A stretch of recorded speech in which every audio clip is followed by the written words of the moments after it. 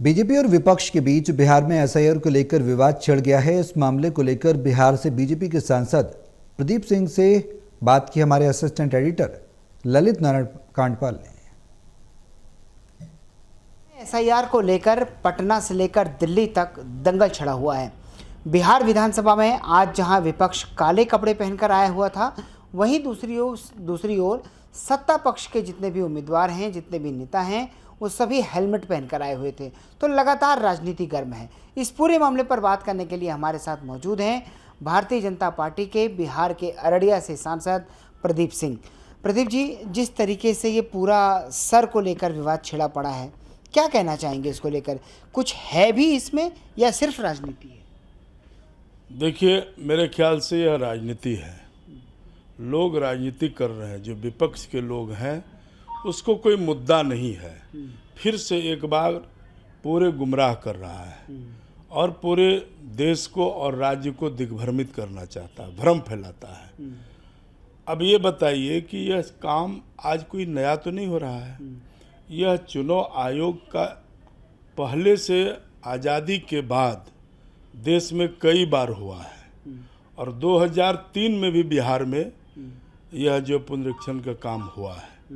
तो यह चुनाव आयोग एक निष्पक्ष संस्था है, संवैधानिक प्रक्रिया है जो वो समय समय पर वह चुनाव आयोग यह काम कराता है। मान लीजिए कोई वोटर लिस्ट का शुद्धिकरण, जो जेन्युइन वोट है वह वोट होना चाहिए, वह मतदाता रहना चाहिए।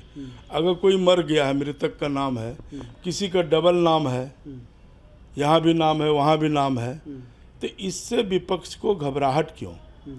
तो इससे घबराहट है कि सरकार तो बनने वाली उनकी है नहीं। अब यह आरोप चुनाव आयोग पर लगाना यह दुर्भाग्यपूर्ण है। तो निश्चित रूप से यह जो काम कर रहा है विपक्ष, यह भ्रम फैलाता है, अफवाह फैलाता है।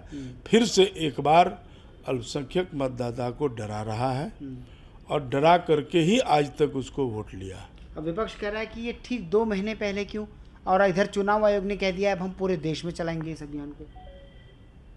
अच्छी बात है, इसका स्वागत करना चाहिए।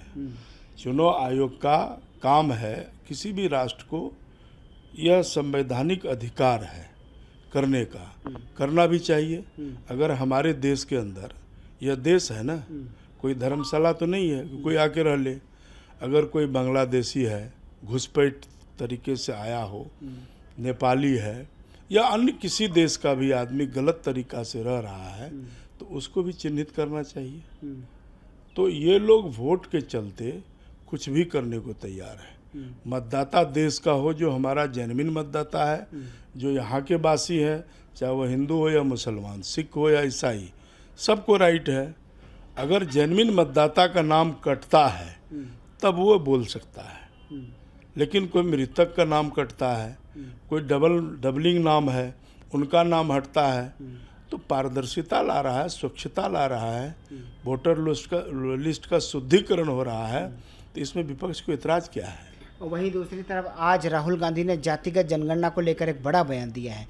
उन्होंने कहा है कि हमारी जो पहले की सरकार थी, यानी कि डॉक्टर मनमोहन सिंह के समय की जो सरकार थी, उसको उसी वक्त ये जातिगत जनगणना करा लेनी चाहिए थी। क्यों नहीं करवाया? जब आपको मौका मिला, 10 साल मनमोहन जी थे, उससे पहले भी उन्हीं लोगों के माता पिता सब खानदान, नाना नानी राज किया।